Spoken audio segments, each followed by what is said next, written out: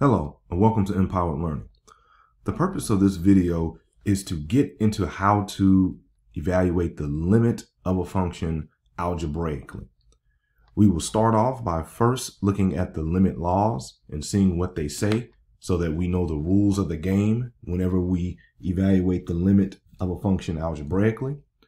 We will look at a few basic facts. For you math people, we call those corollaries.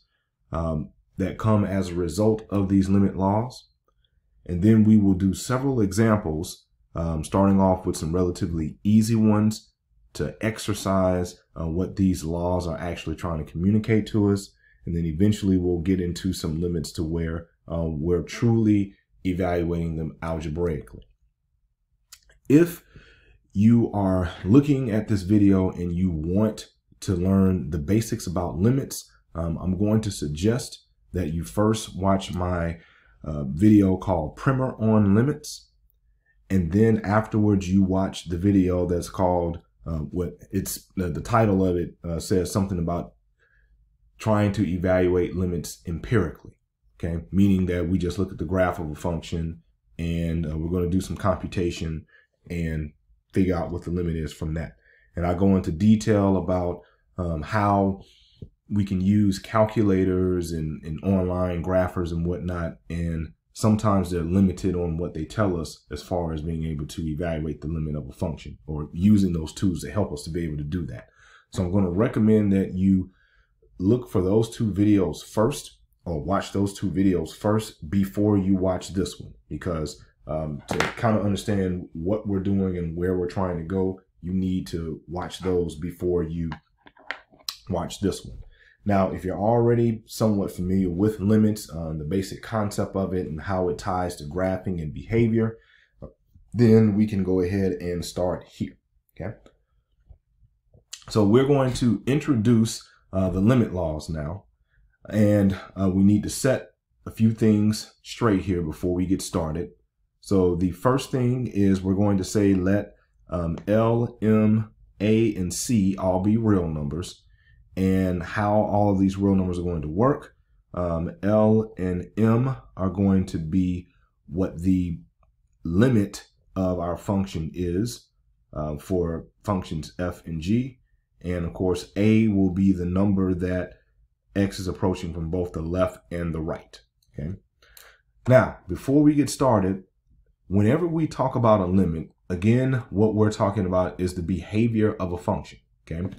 And so I write here that when we say that the limit of a function as x approaches a from both the left and the right of x equals a exists, what we mean is that the behavior of the function f of x as x approaches a from both the left and the right approaches some real number. Okay. So essentially all I'm saying here is that if the limit exists, one of the conditions that has to be met is that you can answer that question of what is the limit with a real number. Okay. If you cannot answer the question of the limit of this function as x approaches a from both the left and the right is some number, then the limit technically does not exist. Okay. Now, again, I get in this in my previous videos. There are times when it is appropriate for us to answer a limit to be positive or negative infinity, and that is a correct way to answer a limit. But just because we answer it with negative or positive infinity does not mean that that limit actually exists. Okay. Now, carrying on here, please note that f of x does not have to be defined at x equals a. That is to say that a is not required to be in the domain of our function f of x. So whatever x value that we have here, it is not necessary for the limit for the function to be defined at that particular x value for the limit to exist. Okay. And so I say this because, again, most people think that whenever we are evaluating limits, they're just plugging in the x value, getting a y value, and that's the result. And it is a whole lot more to it than that. Okay. Now, of course, here, and I'll read this again. Please note that f of x does not have to be defined at x equals a. That is to say, a is not required to be in the domain of f of x in order for our function f of x to act like it is approaching a value of L, okay? Or M if we're talking about our function g. Now, in the two examples that I have below here, I'm trying to bring this point home. Notice that my function f of x here, I do have a defined point at x equals a. Our function h of x here is the same exact function, but instead of having a defined point here at the point AL, meaning at the point AL, here I have a hole at that same point, or the proper name for it is a removable discontinuity, okay? Now, in the world of limits, the behavior of both this function and this function as x approaches a from both the left and the right is the exact same thing, okay? Notice here that the function is not defined at x equals a. Here it is defined at x equals a, but the behavior of those functions are exactly the same as x approaches a from both the left and the right. And we need to keep this in mind as we start to look at these limit laws and eventually start to evaluate limits algebraically. Now we will go ahead and state what these basic limit laws are and interpret them. So our first limit law, A, basically says that if we have two functions and we form a new function, mainly the sum of those two functions to create a new one, and we wanted to figure out what is going to be the limit of the sum of those two functions as x approaches a from both the left and the right, all we have to do is take the limit of each function separately as x approaches a from both the left and the right and add those answers. And so that's essentially what the sum law is. So for the difference law, same concept, but instead of adding two functions to create a new function, we're subtracting, okay? For limit law C, this tells us how do we deal with a constant multiple of a function. So if we have some real number constant, C, what we can do is basically factor out that C and then evaluate the limit of the actual base function here as x approaches a from both the left and the right, and then just multiply whatever answer I get for this limit times C. And that's called the constant multiple law. For D, we have the product of two functions. So we are creating a new function by multiplying two known functions together. And if we want to find the limit of this new function here, what we would do is just take the limit of each of those functions separately and then multiply the answers. And then for limit law E, same thing with the quotient of two functions to create a new function. We would take the limit of the numerator function divided by the limit of the denominator function. But in this instance, we have to make sure that whatever this limit is, it cannot equal 0, okay? Because if the limit here in the denominator, if that limit equals 0, then this limit won't exist, okay? Regardless of whether the numerator here is 0 or not, anything divided by 0 from a computational standpoint is undefined. But when we talk about limits, that would be a does not exist case, okay?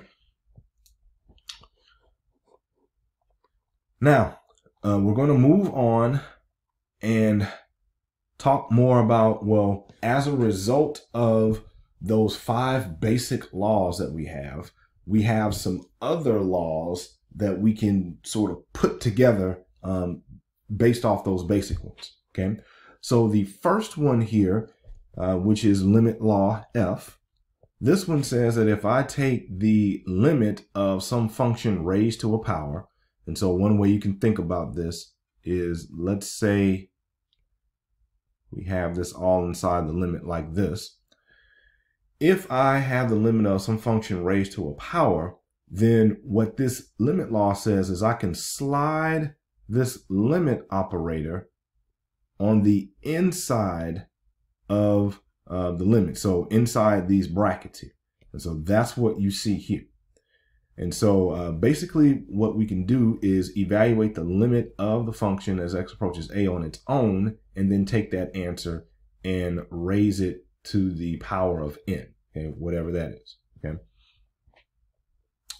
Now we also see that this says that the limit of any constant is just that constant. Okay. And when you think about it, it makes a lot of sense, because let's say if I have a constant function y equals 2, okay, if I draw that function, looks like this, and no matter what the behavior of this function is, let's say whether I'm trying to figure out the behavior at 1 or at -1 or even at infinity, okay, this function is acting such that no matter what value of x I am trying to study the behavior of this function around, this function always is going to be approaching the same y value, which is 2 in this case. Okay, so here if I had the limit of 2, the answer would just be 2. And again, what this is really saying is what's in here is actually a function, and the function here is just a horizontal line. Okay. All right, so let me erase this and then we'll go ahead and move on. So if limit law G is saying, all right, let's study the behavior of a constant function or a horizontal line, then limit law H is saying, well, how can we figure out what the limit of the function y equals x is going to be as x approaches a from both the left and right? So of course, function y equals x looks like this with a slope of 1. So if x is 1, then of course there's a defined point here.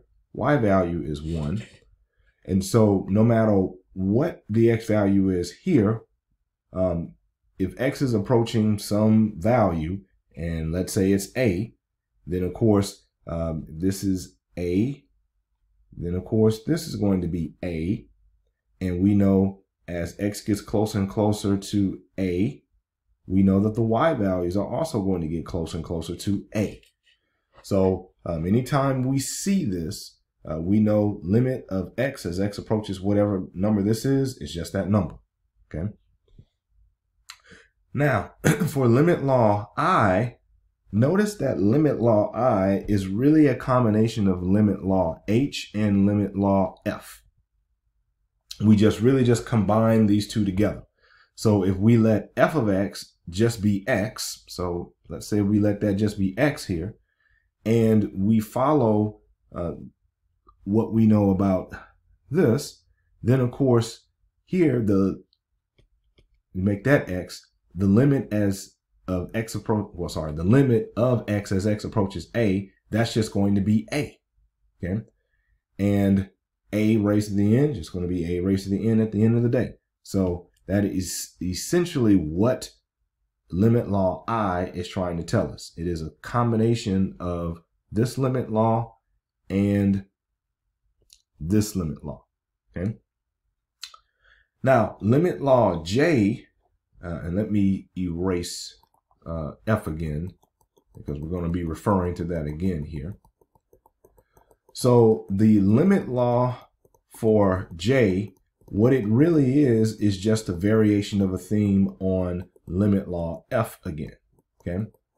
And specifically speaking, what limit law J is doing is saying, instead of saying, let's take the limit of some function raised to the power of n, it's saying, let's raise it to the power of 1 over n. So you're looking at it this way. If we had our exponent here be 1 over n, then what we would have is essentially what J is. Okay. And of course, here you see the x's here. So that's where limit law H comes in again, because we're letting f of x here just be x. So in between changing limit law F to make this exponent 1 over n instead of just n, and using limit law H, that is where limit law J actually comes from. Okay. Now, looking here, we know that in order for the limit to exist here, meaning that in order for this to be a real number, we know that whatever that expression is or number under the square root or nth root sign, we call it the radicand, it will have to be a non-negative quantity at the end of the day. Okay. If it was negative, then we get into having imaginary numbers or complex numbers, and of course, complex numbers aren't necessarily always real numbers, so we can't have that and say that the limit exists. All right, so for limit law K, as you can see, is very similar to J. The only thing that's different is that for limit law K, we're not getting specific on what function is in the radicand here, okay? We're just saying, let it be f of x. And in this case, we would have to kind of know something about what the limit of this function would be. But just know that whatever the limit of this function is, and this is why I have this here, especially whenever the index here is even, it would have to be also a result that ends up being non-negative, okay?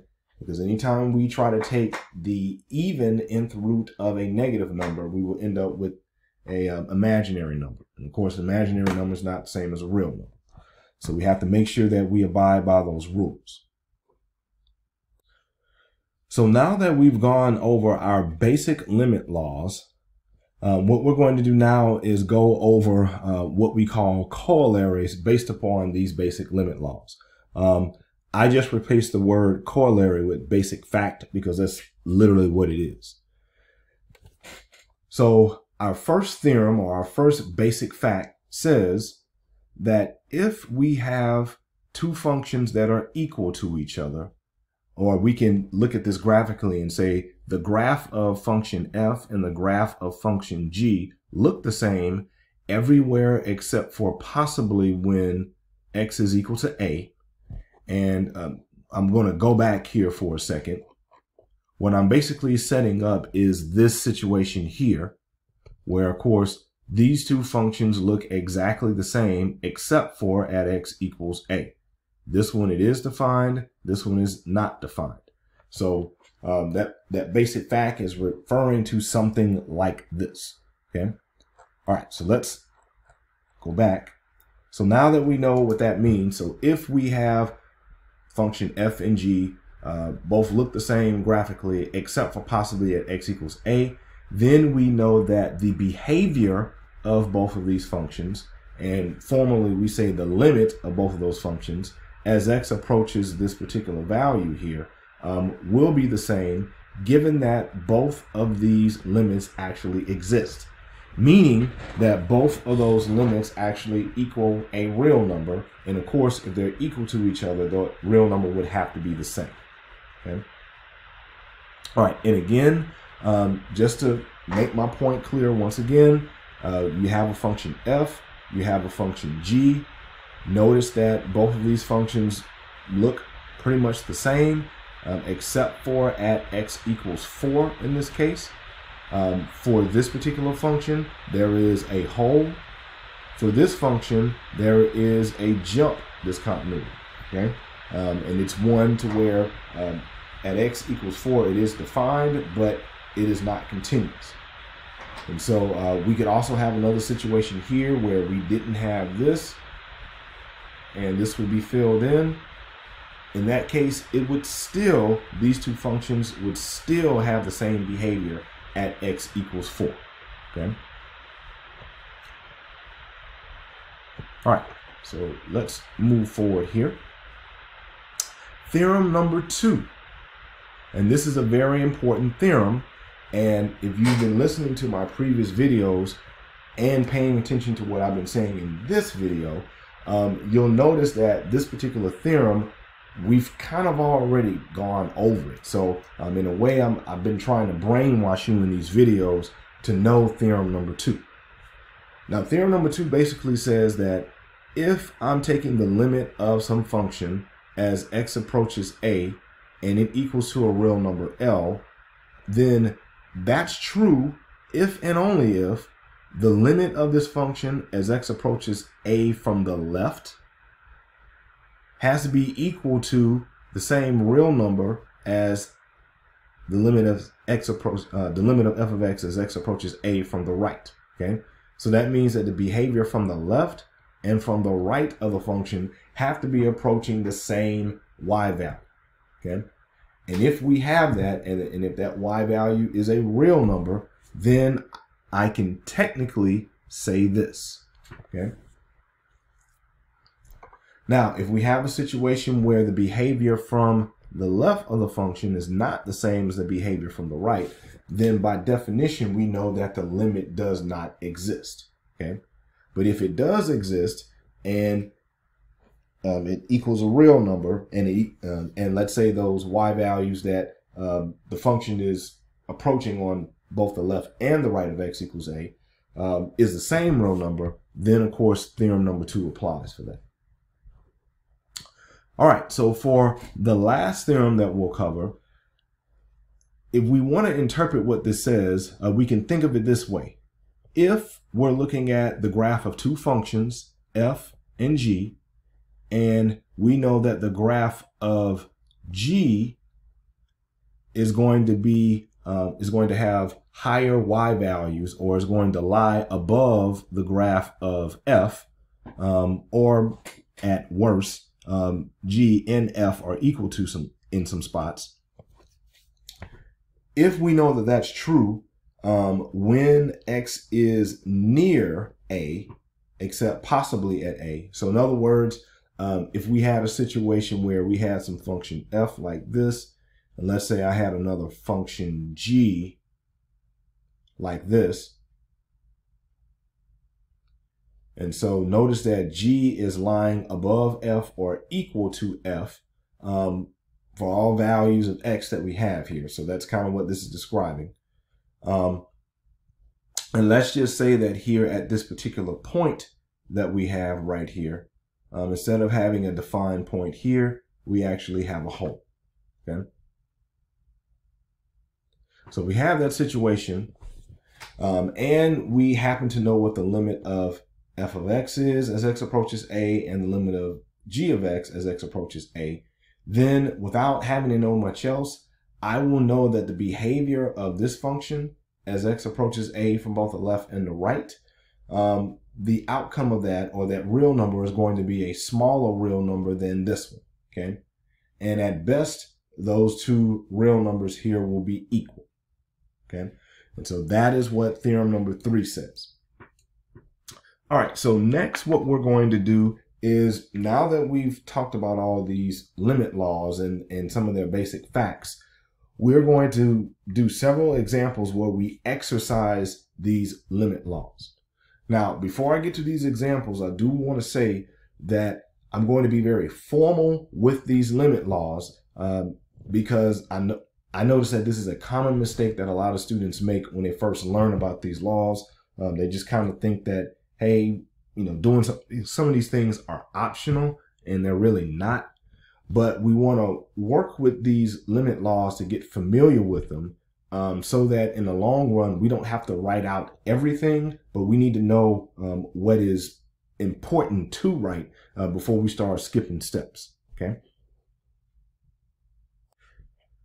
So if we look at our first example here, major example here, you see that we're given information about a function f of x, g of x, and h of x. Okay, and then from this information, we're going to evaluate the limits that have been given to us here. Okay, so we notice here that for a, we want to find out what is going to be the limit as x approaches 2 for this new function that's created by taking f of x and 5 times g of x and adding that together. Okay. Now, before I start here, I'm going to demonstrate what you should not do. Okay. And let me repeat that. I'm going to demonstrate what you should not do. I'm still going to get the right answer, but I shouldn't do what I'm about to do. And after I do it, I'm going to explain why that is. Okay. Now, when most students first learn about this, they'll do something like this. They'll say, all right, I see limit of f of x is 4. So they'll say 4 plus 5 times g of x. I see -2. Do that. I know that's just 4 minus 10, which is -6. Boom, I got my answer. I'm done. Now, in this instance, you technically have the right answer. However, you violated all kind of limit laws and made a whole bunch of assumptions that we didn't give you. Okay. Now, here's how I know that. We didn't say that f of x was equal to 4. We said the behavior of f of x as x approaches 2 from both the left and the right is equal to 4. So I can't just go willy-nilly here and just write down 4 until I first have something that says limit of f of x as x approaches 2 from both the left and the right first. Okay. When you make this assumption here, what you are assuming is that f of x is 4 here. You are assuming that g of x is -2 here, meaning that you are assuming that f of x is this constant function and g of x is this constant function. The problem with that is we were never given information about f of x and g of x to let us know that those functions are constant functions. Okay. Since we're not given that information, we can't assume that. So all that I did here, I can't do. Okay. So now that we understand why we just can't kind of get to the point and write that answer, we're going to write this the correct way. Now, again, we're still going to get to the same answer, but the goal here is to learn how to use limit notation correctly, okay? Because in this instance for this problem, even though it works out great, in other problems, it doesn't work out so great, okay? And we want to go ahead and make good habits now of making sure that we understand whenever we're given information about limits, we understand that that is about the behavior of the function at a particular x value and nothing else. And when we're actually given information about the actual function itself in its entirety, we will take that information into account when we're given. Okay. So if we were doing this particular problem and using our limit laws the correct way, it would look like this. We know that we have a limit law that says that the limit of the sum of two functions would just be the limit of each function on its own. So we'll say limit as x approaches 2 of f of x plus limit as x approaches 2 of 5 times g of x. Okay. Now, we also have a limit law that says that anytime we have a constant multiple of a function here, what we can do is just bring that constant out. So here I'm going to go ahead and rewrite this second term here. And this is just to save some space. This will just be 5 times limit as x approaches 2 of g of x here. Okay.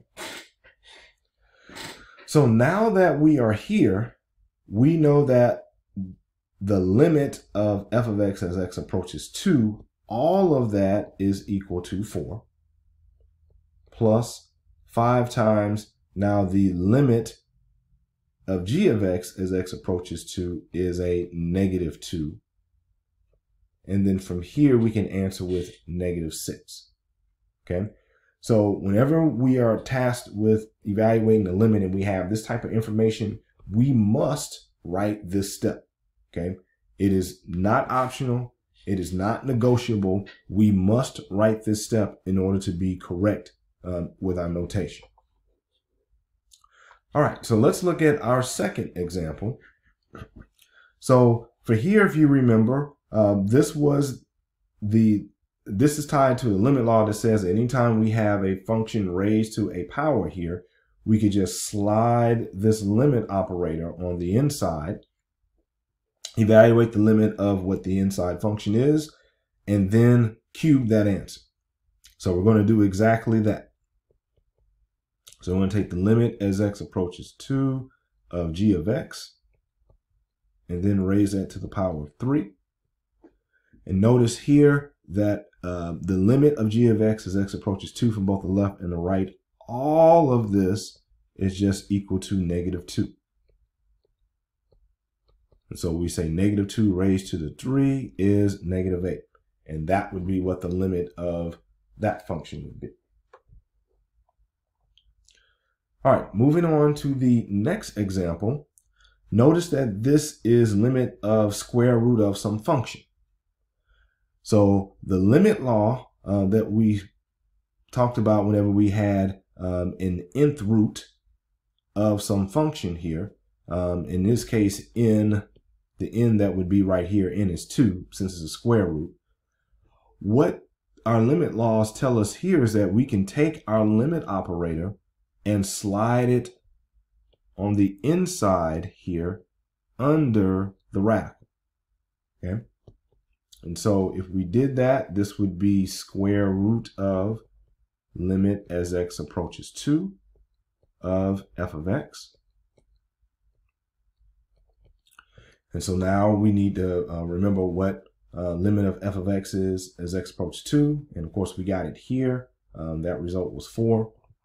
Got it from up here as well. So here, this would be square root of 4, because the limit of all that is just 4. And of course, taking the principal root of 4 is going to be 2. Okay. Now, I do want to add this here, that some people, when they see this, they try to answer it as plus or minus 2, and that is incorrect. When you answer this as square root of 4, you're looking at it as if you're looking at the graph of y is equal to square root of x, and that graph looks like this. And so when x is 4, y ends up being 2. We do not have any points that have negative y values for this graph. And so when we have a situation like this, that's technically what we're doing. Okay. All right. So now, for example D, we have the quotient of two functions. So we need to figure out what is going to be the limit of the numerator versus the limit of the denominator.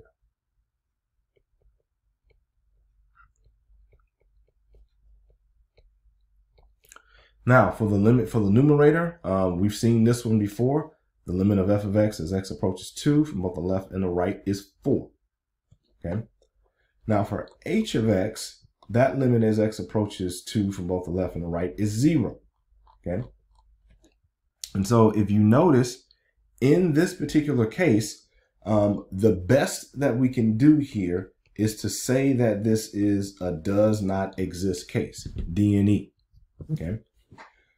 Now, some people will argue with me and say, well, we could answer this as a positive infinity. And I will tell them that that's not, you could, but we can't in this case. And the reason why we can't in this case is because we don't know what's actually going on here. Meaning, I don't have enough information about my function f of x or h of x to be able to make that determination that this number divided by infinity here is actually representing something that goes to infinity. Okay. Numerically, yes. If we were looking at that from a limit perspective, we could say that it's infinity, but we only want to put this situation here when we know for sure, based upon what we know from the function f of x and h of x, that we can say essentially there's a vertical asymptote there. Okay. And without knowing much about f and h, we don't want to do that. So the safest, most correct answer when we don't know a lot about the function is just to put does not exist.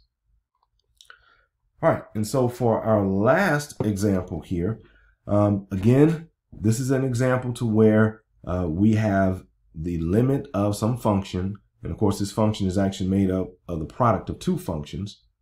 First thing we can do is take this limit operator, slide it under the radical. So this would be square root of limit as x approaches 2 of, now remember this is the product of two functions, so the limit of the product of two functions could just be the limit of each function separately, and then we multiply those answers. Okay. Now, if we did that here, we know that the limit of f of x as x approaches 2 from both the left and the right, that's just going to be 4. And if we look at what is the limit of g of x as x approaches 2 from both the left and the right, we see that that ends up being negative 2.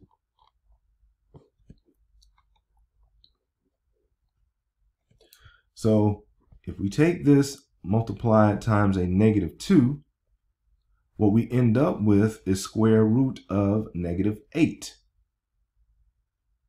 And I'm going to move that down. Now, square root of negative 8, we know that that's not a real number because we're taking the square root of a negative number. So if we were taking the square root of a negative number, would that actually exist in terms of a limit? And of course, the answer to that would actually be no, because the only way for a limit to exist is for you to actually have this answer be a real number. So as soon as we see this, we know that the answer to this question, again, does not exist. Okay, so now that we've done that first example in exercising those limit laws, we're going to do another example. This time we have a little bit more information about our function because we actually have a graph of it, okay?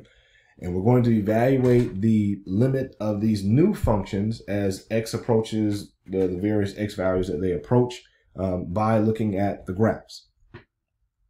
So for this first example here, we know that we can rewrite this as limit of f of x as x approaches 1 from both the left and the right, plus limit as x approaches 1 of g of x. Okay. Now, if we look at our function f of x here, and we say at x equals 1, which is here, how, as x approaches 1 from both the left and the right, what are my y values approaching? And we see here that the y values are approaching this y value of 1 here, okay? And we know that 1 is actually in the domain of this function because there's a defined point there. So it would actually be 1. So here, all of this would just be substituted to be 1. If we look at our function g of x at x equals 1, notice here we have a jump discontinuity, okay? And because we have a jump discontinuity, the behavior of our function as x approaches 1 from the left is not the same as the behavior of this function as x approaches 1 from the right. To be specific, here we know that as x approaches 1 from the left, my y value is approaching 2. As x approaches 1 from the right, my y value is approaching 1. Since those values are not the same, I have to say that this limit here does not exist. And of course, if one limit in this expression doesn't exist, then all of it doesn't exist. Okay? All right. Moving on to the next example, we have the limit of f of x minus g of x as x approaches 2 from both the left and the right. And I'll go ahead and erase some of this so that we can use this graph again. So now all of our action is going to be around x equals 2. So for our function f of x, and I'm going to go ahead and write out what this actually is using our limit laws here. So this will be limit as x approaches 2 of f of x minus limit as x approaches 2 of g of x. Okay. Now, if we look at our graph here at x equals 2, we see that as x approaches 2 from both the left and the right, my y values here are approaching this hole. Well, as they approach this hole, the y values get closer and closer to 2. So even though this function is not defined at x equals 2, the behavior of it is still going towards that y value of 2. And so we replace all that with 2. For the function g of x, notice that at g of x, as x approaches 2 from the left and from the right, the y values here are approaching a y value of 0. Okay? So here all of this would just be 0. So of course 2 minus 0 would just be 2. And so the limit of f minus g as x approaches 2 from both the left and the right actually does exist, because we were able to answer this question with the real one. All right, so moving on to example 3, we're going to look at the limit of the quotient of f and g as x approaches negative 1 from both the left and the right. So here we could rewrite this as limit as x approaches negative 1 of f of x divided by limit as x approaches negative 1 of g of x. Now, if we look back at our graph for f, when x is negative 1, we see that as x approaches negative 1 from both the left and the right, we see that the y values here are trying to approach the y value for this point. And of course, if we go down 1, we know that that y value is a negative 1. Okay.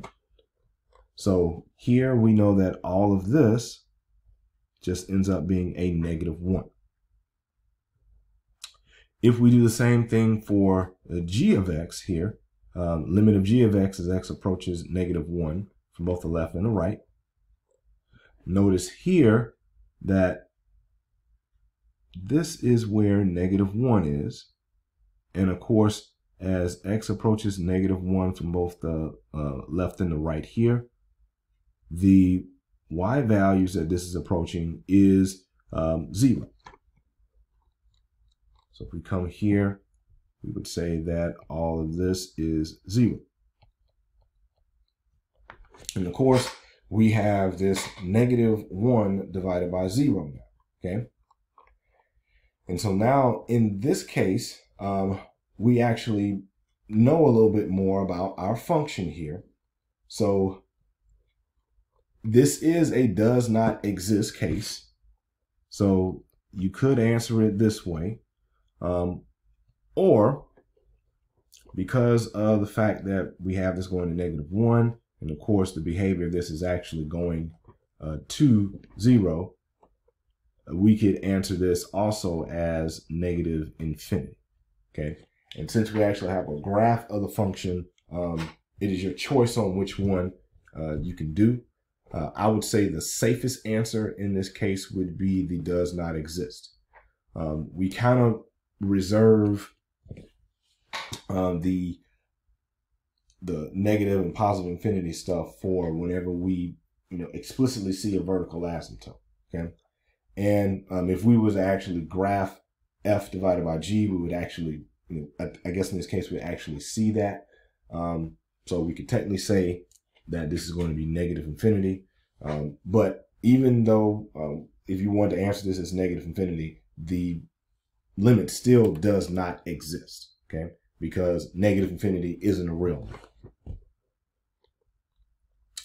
All right, so if we look at our last two examples here, notice that for here we have the product of x cubed and f of x.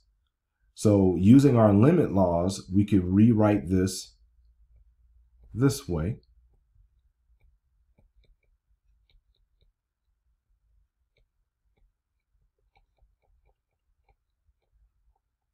Okay, and then from here, notice that this is the limit of some number raised to a power.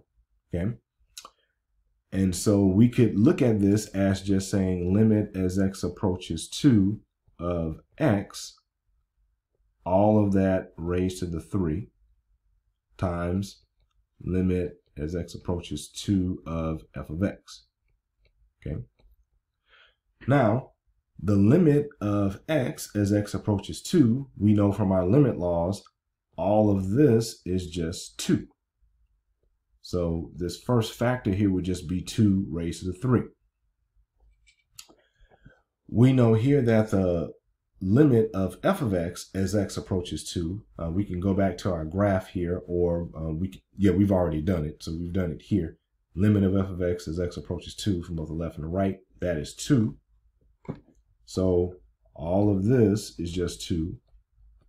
And of course, if we multiply all that together, we end up getting 16. So that limit actually exists. For our last example here, remember that anytime we have that square root or any nth root for that matter, we could take this limit operator, slide it under here. So we'd have square root of limit as x approaches 1 of 3 plus limit as x approaches 1 of f of x. Okay. Now, remember that the limit of any constant is just that constant. So that would just be 3 there. And I believe we've already done the limit of f of x as x approaches 1. We'll see if we can find it here. Limit of f of x as x approaches 1 is just 1. So we'll do that here. And then, of course, we see that this is just going to end up equaling 2 at the end of the day. Because, of course, this just ends up being square root of 4. And square root of 4 is just a positive 2.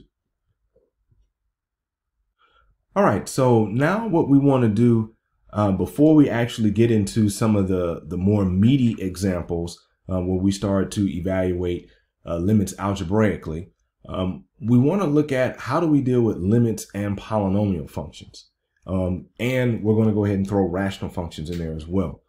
To be specific, what we're talking about here is the direct substitution property. And so what this property is, it is just a way for you to be able to take some shortcuts in evaluating the limit of certain type functions. Okay. Now, the direct substitution property basically says that if we have some function f of x that is a polynomial or a rational function, okay, and I call rational functions polynomial fractions, since the numerator and denominator should be polynomials. If we have that condition and we know that the x value that is going to be in the limit that we're going to be approaching from both the left and the right is a real number that is in the domain of our function, that is key. It's in the domain of our function. If we have that situation, then we know that all we can do to evaluate the limit of this polynomial or rational function is literally just plug in this value a into it. Okay. So this is the rare case where we're actually able to say, hey, what's the limit of that function? Just plug the x value that we're approaching into. Okay. The only time that we can do that is when we have a situation where we're dealing with the function and there are some other things on it.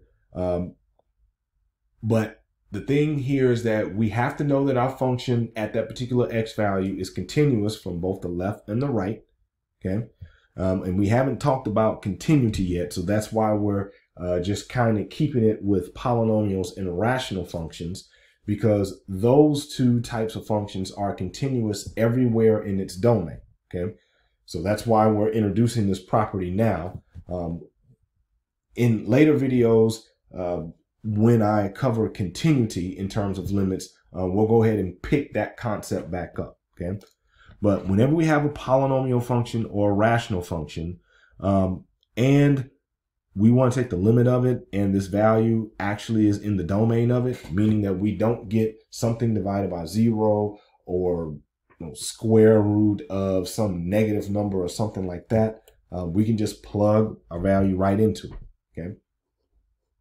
So with that being said here, if we wanted to evaluate this particular limit here, all I would really need to do is just plug in -2 into it, okay? Now, in this example, what I normally do here is try to show you why it is that we're actually able to do this. And I'm going to do this the long way just so that you see why we're actually able to just plug in this value a here, because all of it's still tied to the limit laws. Now, after I do this one example here, moving forward, anytime I have a polynomial function and I need to take the limit of it, I will never do what I'm about to do again here. Again, I'm doing this strictly for demonstration so that you can see how the limit laws tie into everything to allow me to be able to do what I'm doing here, okay? So if I wanted to take the limit of this function and I use all my limit laws here, then of course for this first term, I can rewrite it as 3 times limit as x approaches -2 of x raised to the 4, okay, minus 2 times limit as x approaches -2 of x squared, minus limit as x approaches -2. Let's make that look a little better here. -2 of x plus limit as x approaches -2 of 1. Okay. Now, we know that since we have something raised to a number here, I could also slide my limit operator on the inside of this and just do the following.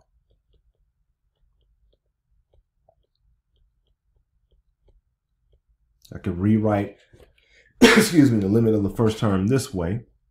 For the second term, I can do the same thing. I'll have a limit as x approaches -2 of x. Do that. And then, of course, these last two will stay what they are. Now, at this point, notice that inside of these grouping symbols here, and even here, I'll go ahead and put some brackets around that, we all have the same thing, which is limit of x as x approaches -2. And notice that for our limit law here, we had, if the limit of x as x approaches a is given here, we know that the answer to that is just a. In this case, since a is -2, all of this and all of that and all of that is just going to be -2. So here we have 3 times -2 raised to the 4 minus 2 times -2 squared minus -2 plus 1. And here we know that because the limit of a constant is just that constant. Now from here, we could easily calculate this and see what the answer is here. So we'll go ahead and say that subtract the negative is positive. This will be 3 times 16. This is going to be, what's that, 8 here, plus 3, because 2 plus 1 is 3 there. We have 48 minus 5, because -8 plus 3 is -5, and that will end up being 43 there, okay?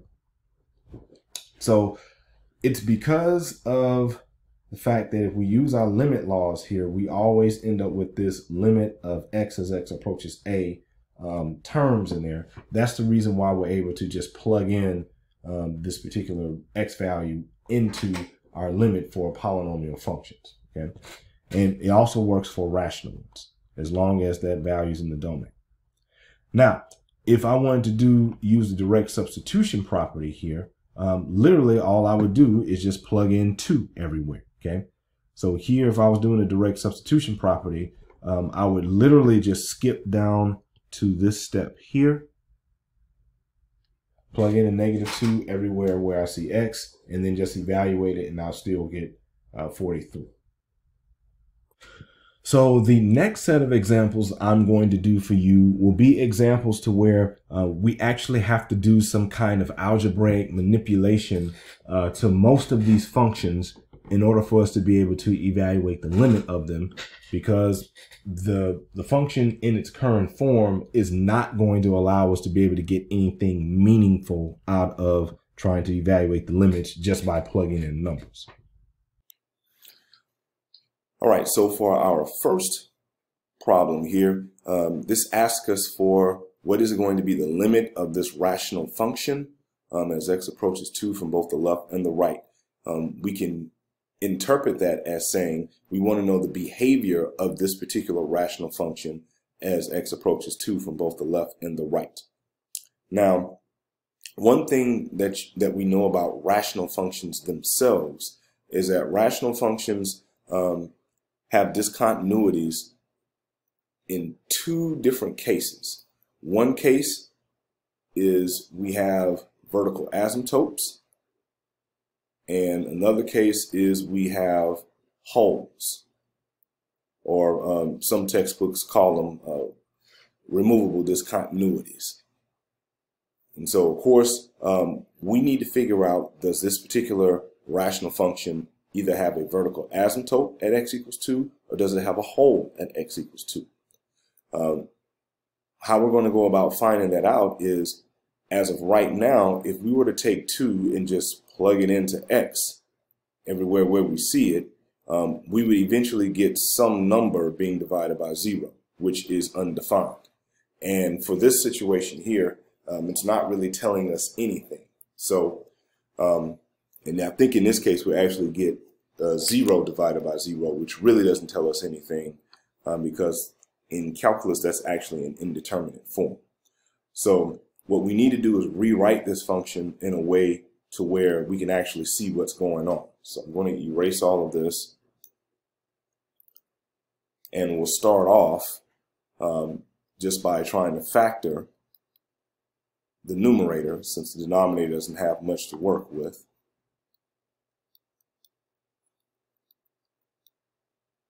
So we'll see here that this is x plus, x minus, and the factors of 6 are 2 and 3. And since we need a positive number in between here, we'll put 3 here and 2 there. And if we do the FOIL method on the numerator, we'll see that it checks out to be x squared plus x minus 6. And so here you see that we have x plus 2 as a common factor in numerator and denominator. So here that will reduce to 1, but it will reduce to 1 with the understanding that x cannot be equal to 2, which implies here there is a hole located at x equals 2. And so this kind of knowledge actually comes from pre-calculus or college algebra, depending upon what course or courses you took. So in essence, what this means here, now that we've taken our rational function and simplified it, what we're actually saying is that this particular function is acting just like this one, but this particular function here act like this one, but have a hole at x equals 2. And so when we evaluate the limit of this, what we're saying is the behavior of this function is going to act just like the behavior of this function. And so now at this point, we see that the function x plus 3 is just a line, which is like a polynomial of degree 1. And 2 is in the domain of that, because if I plug in 2, that is a real number, and I sub it in for x, the result that I get out is also a real number. So because of that, we can use a property called a direct substitution property that allows us to be able to just plug in 2 in for x, and we see that the limit of this particular function is 5. And what we're actually saying here is that our function, if let's say if we call this f of x, we're saying that f of x has a hole at the point 2, 5 in its graph. Okay. All right, so let's look at the next example here. So just like how we did example A, what we need to do is rewrite this function. And mainly what we'll do is factor the numerator and denominator to do that. So if you notice, I'm taking the function that's inside the limit and simplifying it first. And then after that, I start writing my limit notation. And I'm doing it this way to be notation-wise, to be correct, but at the same time to keep from having to write limit as x approaches 2 a whole bunch of times. Because if you don't kind of separate your work here and do it like how I did up here, you're going to have to do limit as, in this case, x approaches 2 a whole bunch of times. So that's the reason why I'm putting the semicolon here, and I'm kind of working on this separately. All right, so here we know that the numerator factors out the t minus 3 times t plus 3. Let me get a little separation here. And the denominator, that will factor out. I have 2t here and t there. And since we got plus and plus here, it'll be plus and plus there. And the factors of 3 is just 3 and 1. And if we multiply 2t times 3, we get 6t plus 1 more t is 7t. So this works out. Again, we see the case where we have a common factor in numerator and denominator.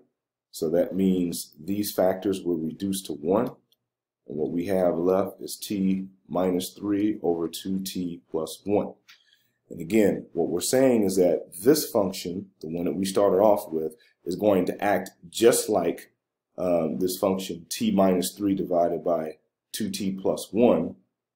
But we know that t is not allowed to equal to negative 3. And put another way, we're saying that there is a hole located at t equals negative 3. And so now when we evaluate the limit, we're actually just going to find out what the y value or y coordinate is for that hole. So coming back here, we say the limit of this function as t approaches negative 3 from both the left and the right, what will be just like saying the limit of this function. And here we know that negative 3 is in the domain of this function, because if I plug in negative 3 in the denominator, I am not going to get 0 as a result. So here I can use direct substitution property and substitute that in directly. And then I'll get negative 6 in the numerator, and 2 times the negative 3 is negative 6 plus 1. And that ends up being a positive 6 over 5, because negative divided by negative is a positive. And so what this implies here is that at negative 3 6/5 is where your hole is. So the answer to the question is this, but the interpretation of it is that we know that this particular rational function has a hole at the point negative 3 6/5 on this graph. All right, so let's move on to some other examples. All right, so in our next example here, we're going to do the same thing. We're dealing with another rational function here. So let's see how we can take this function and break it down, or factor it out, or simplify it. So one of the things that we recognize here is that in the denominator, this is going to be the sum of 2 cubes. And so in general, whenever we factor out the sum of 2 cubes, it's going to be a plus b times a squared minus ab plus b squared. Okay. Now, if we had the difference of 2 cubes, and this is just for general information here, it will factor to a minus b times a squared plus ab plus b squared. Let me make that like that. So in this case, we know that we're going to use the sum of two cubes, and in this case our a is going to be x, and our b is going to be 2. So when we factor that out, this will just be x plus 2, x squared minus 2x, and then plus 2 squared.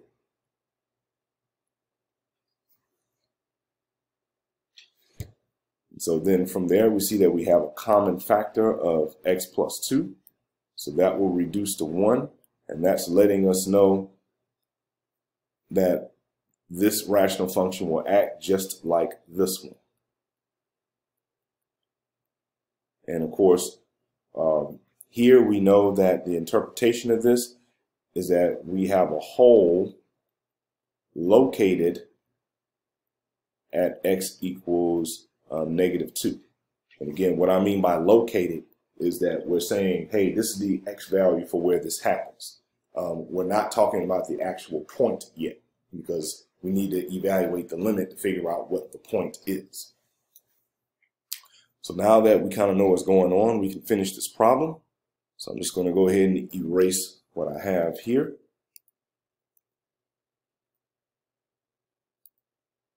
Go ahead and put that back in. And so now, here we know that the limit as x approaches -2 of our original problem is going to be the same as the limit as x approaches -2 from both the left and the right of 1 over x squared minus 2x plus 4. And if we look here, -2 is in the domain of this function, because if I plug in a -2 in for x, I am not going to get 0 in the denominator. So here, just literally plug in -2 everywhere where I see x. And the result that I'm going to get here is 1 over 12. Just do some little separation there. So -2 squared is 4. -2 times -2 is 4. And we got plus 4. So all that adds up to be 12. So the answer to this question is 1/12. But the interpretation of it is that, and we'll call this function f of x. So f of x has a hole at the point -2, 1/12 on its graph. All right, so moving on to example D. What example D is actually doing is actually a form of the difference quotient. And so if we look at this, if I, let's say, rewrote this as 2 plus h raised to the 3, then what I'm actually doing here is I'm saying what is going to be the limit of the difference quotient of some function here, where the function itself is x cubed, and the x value that I want to find out the derivative of at a particular x value is going to be at 2. So that's literally what this is doing. So if I was to draw what's going on, we have this function here, x cubed. And so here at the point 2, 8, what we're really trying to do is find out what the slope of the tangent line is that goes through that point. That's literally what this is telling us to do. Okay. But for right now, all we're going to do is just evaluate the limit straight up and not worry about the interpretation of it here. But for those of you that are interested, that's actually what's going on. All right, so to be able to do this problem, we need to figure out an easier way to write h plus 2 quantities cubed minus 8, all that divided by h. And so first thing that we need to do is expand out this h plus 2 quantity cubed. And so one way that we can do that is by binomial expansion.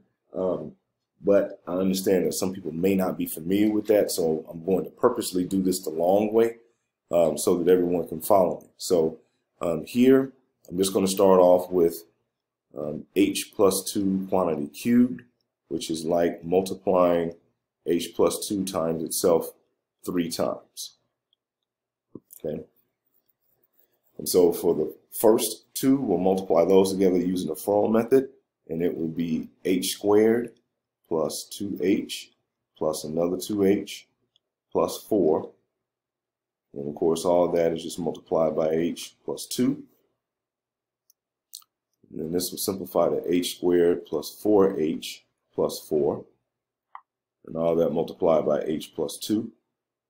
And now we'll do convolution, basically taking h and multiplying it to all 3 terms, and then taking the 2, multiplying it to all 3 terms, and then combining like terms. So if we multiply all 3 terms by h first, and that'll give us h cubed plus 4h squared plus 4h. And then we multiply everything by 2, be 2h squared plus 8h plus 8. And then we'll go ahead and combine like terms. So I have h cubed, we have the 4h squared, and the 2h squared combines to be 6h squared. We have 4h and 8h combined to be 12h, and then we just have 8. So we know that this first part here is just going to be this h plus 2 quantity cubed is just going to be what we have here. So I'm going to go ahead and erase all this other stuff and just write what the end result is. So I'll go ahead and erase all of this. And so we know here that h plus 2 cubed is just going to be all this information here. So I'll just erase all that and rewrite it. So let's see, h cubed plus 6h squared plus 12h plus 8. And we'll just get rid of all of this down here.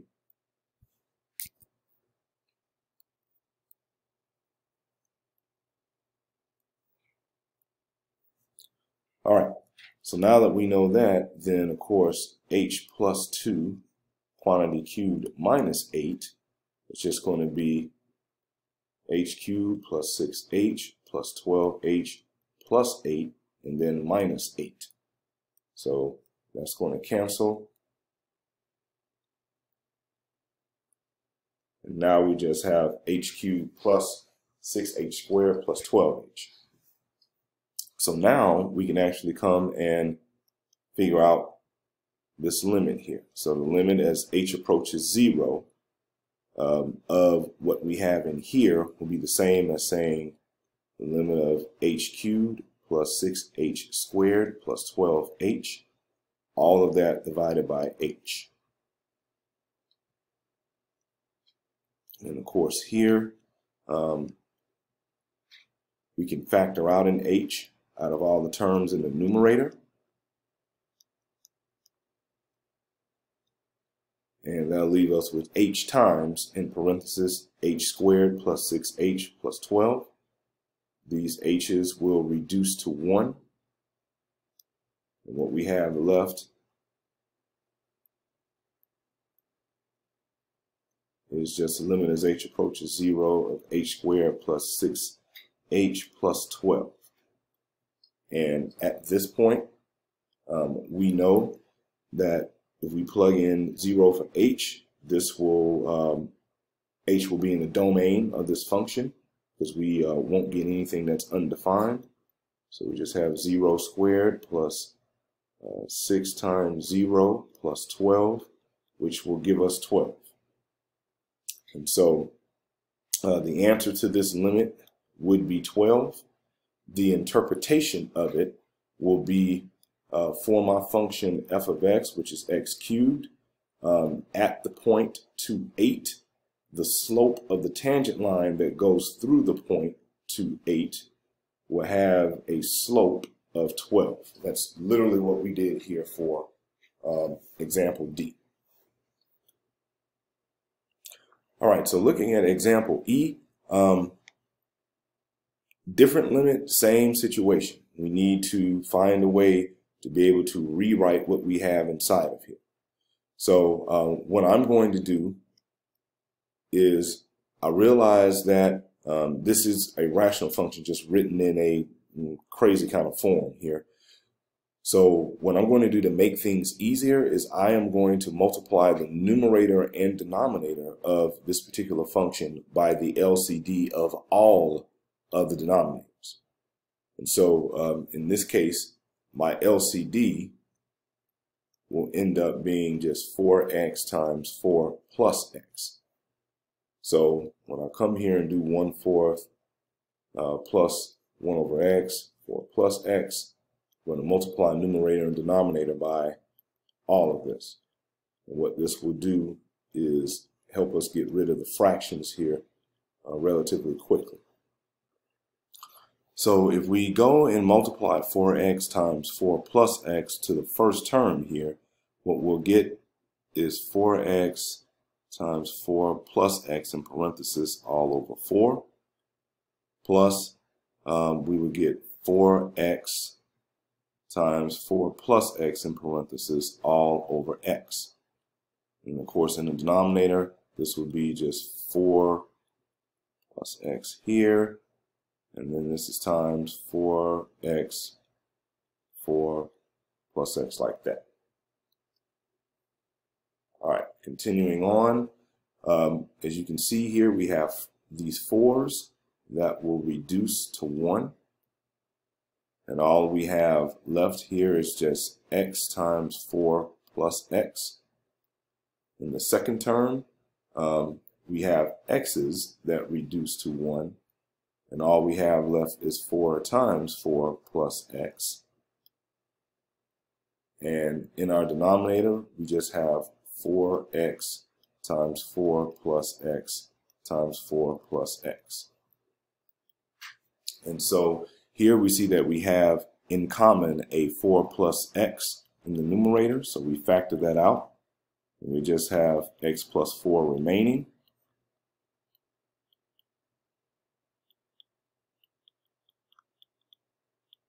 We write the denominator, and we note here that 4 plus x is the same as x plus 4. So here we have those 4 plus x's reducing to 1. And it's also reducing to 1. And what we have left is just 1 divided by 4x.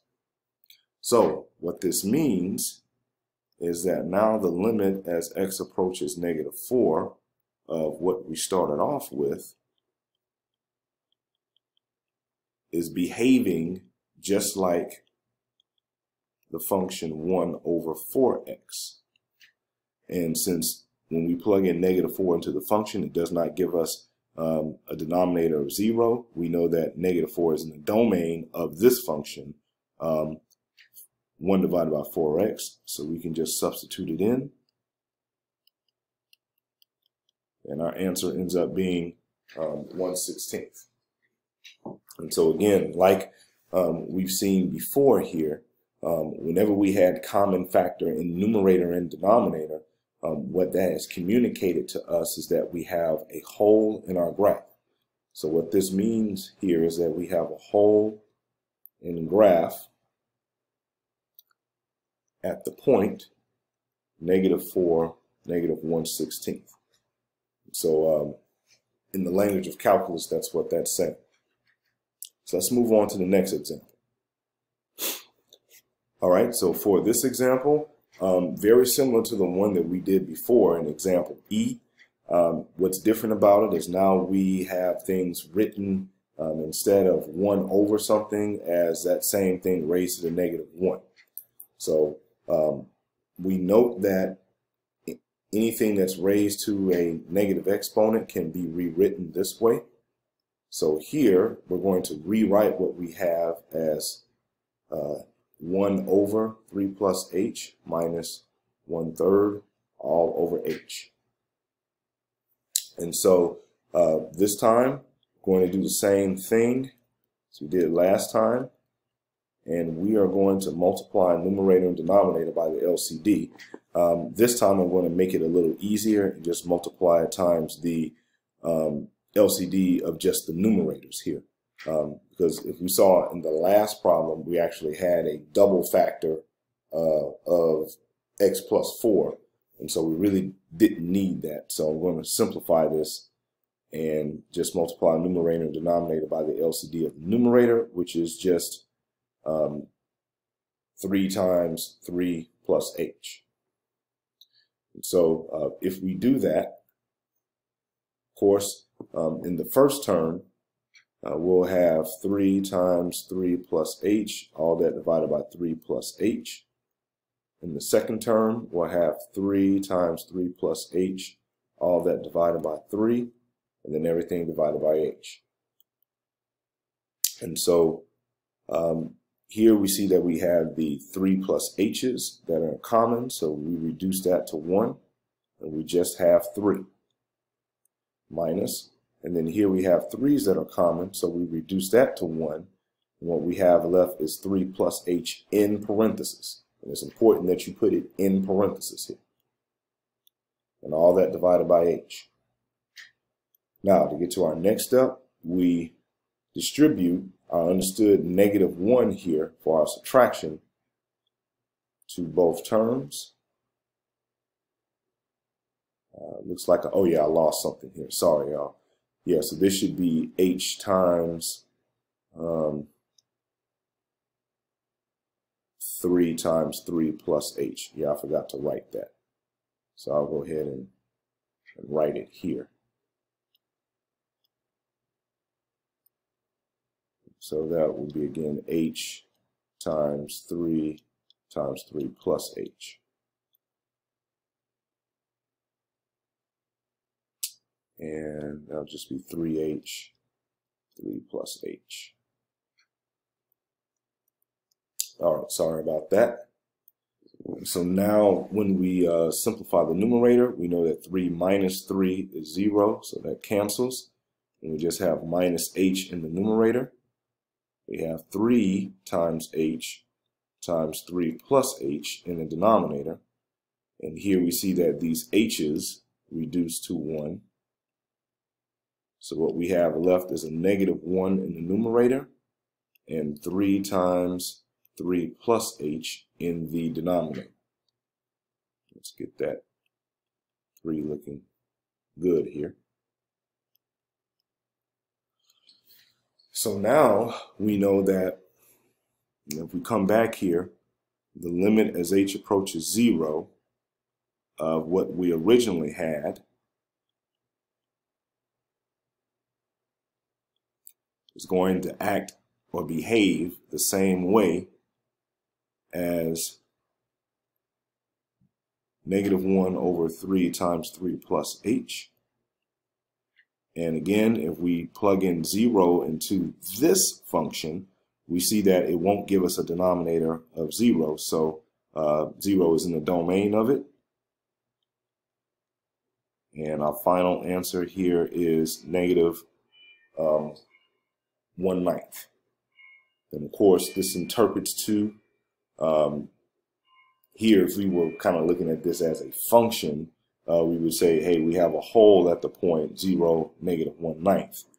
But what we're actually doing here is looking at a function of 1 over x, and what we're trying to do is figure out what is the derivative of that function at x equals 3, or put another way, what is the slope of the tangent line of this particular function, 1 over x, when x is equal to 3. And if we look at that, 1 over x looks like this. When x is 3, we're here. Here's this point. And so the tangent line will look like this. And of course, that line is going down from left to right, so it's negative. So it makes sense that our answer here is -1/9. All right, so for our next example, we see that we're dealing with something a little different here. We have x plus 3 divided by absolute value of x plus 3. And we are trying to figure out what is the limit or the behavior of the function as x approaches -3 from both the left and the right. Now, one way that we could do this is we could actually define this as a piecewise function. And I say that because of the absolute value part. So in general, whenever we talk about the absolute value of a function, we're talking about the distance of it. But when we define this as a piecewise function, it would be defined as follows. So we know that absolute value of x will just be the same thing as x if x is a non-negative number.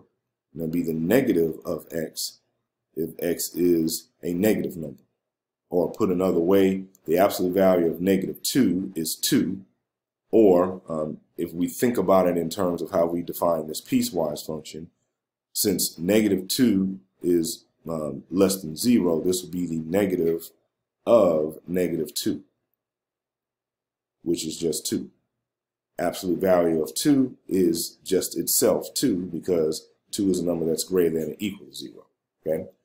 So because of that, I can now say the absolute value of x plus 3 is defined as x plus 3, and this will be for all values of x that will be greater than or equal to -3, because of course plugging in -3 here would make this expression x plus 3 here be 0. And this will be also negative of x plus 3 if these values here are less than -3. Okay? So combining that, if we were to actually define what x plus 3 divided by absolute value of x plus 3 is, this would be defined as follows. It will be x plus 3 divided by x plus 3 for all values of x that are greater than -3. Okay? And I'm not doing greater than or equal to, because if I say equal to and I plug in -3 in the denominator, I'm going to get 0, which I know I can't have. Now, in the instance of when x is less than -3, this will be x plus 3 divided by the negative of x plus 3. Okay? And that's for all values of x that are less than -3. Now, the last part of this, I'm going to move this down so that we can see the rest of this.